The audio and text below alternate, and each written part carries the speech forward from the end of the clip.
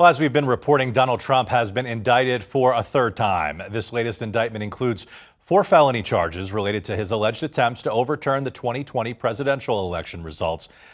Trump has also been indicted in a case related to his alleged illegal storage of classified documents, and another one for hush money payments made to a former adult film star.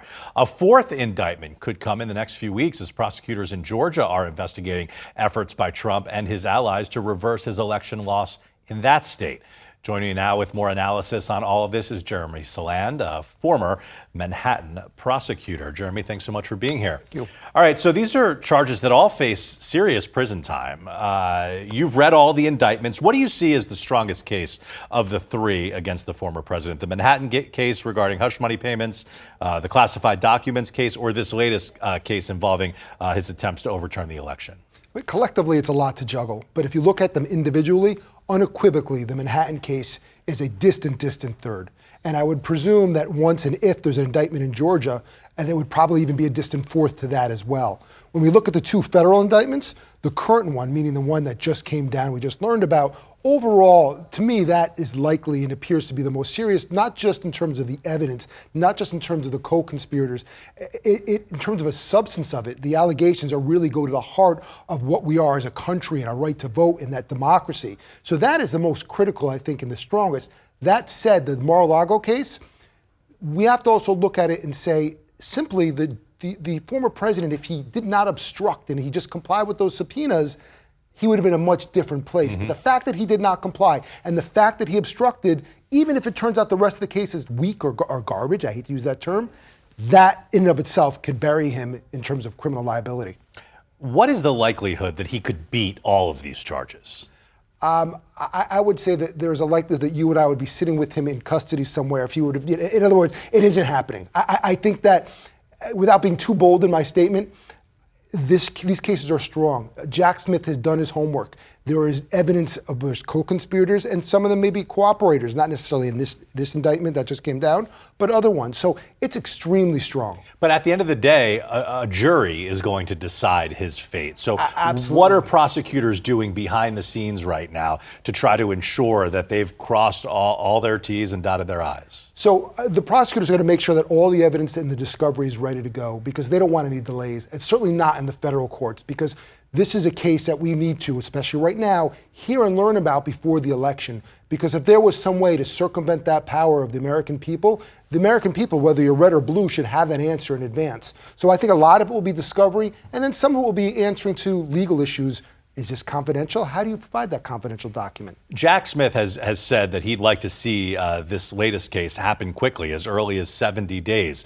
But that has led some of Trump's supporters to say, well, see, that proves our point, that this was all politically motivated, and these charges are all to prevent Donald Trump from running for office again. It's a great thing to fall back on, but statutorily, there's a 70-day clock, we'll call it. It doesn't have to be. There's a lot of things that make that not, in fact, happen. But it behooves the American people to have these resolved. If there was a defrauding of their right to vote and the core of American values and our system of democracy, it's imperative that that moves forward. And remember, this has been going on. This was a congressional investigation. When I say this, the most recent indictment again, this was a congressional investigation that could not be criminal. This has been going on for some time. This is not coming out of nowhere. Hey, let's do this now right before the election. That's misleading. Do prosecutors have to keep in mind, though, that he is running for office again? Do they have to change the way that they do anything?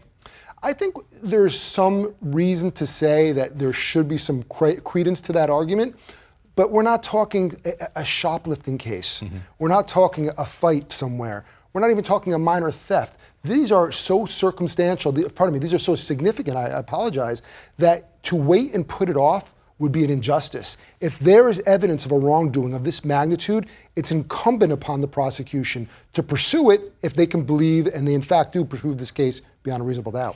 If Trump weren't running for office, and I'm just going to ask your opinion here, if he weren't running for office, if he rode away into the sunset after he left office and kept a low profile, do you still think we'd be sitting here, that he would be facing these criminal charges? I do, because they're so consequential.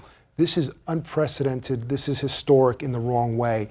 I hate to sound flippant, but this theoretically could make Benedict Arnold look a lot less This is an island that I hope this country never has to deal with again. There's nobody who can say with a straight face, again, whether you're red or blue, that this is a good thing, and we're happy to see our former president indicted.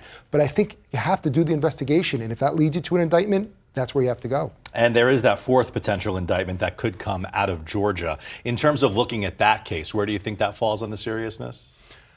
I think, again, it's a state case, so it would sort of take a backseat to the two federal cases.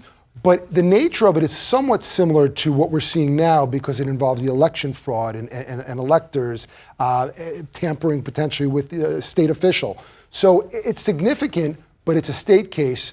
I think it's serious. Certainly dwarfs, if you will, the Manhattan case. All right, Jeremy Saland, some great insight. Thanks so much for joining us. Thank you.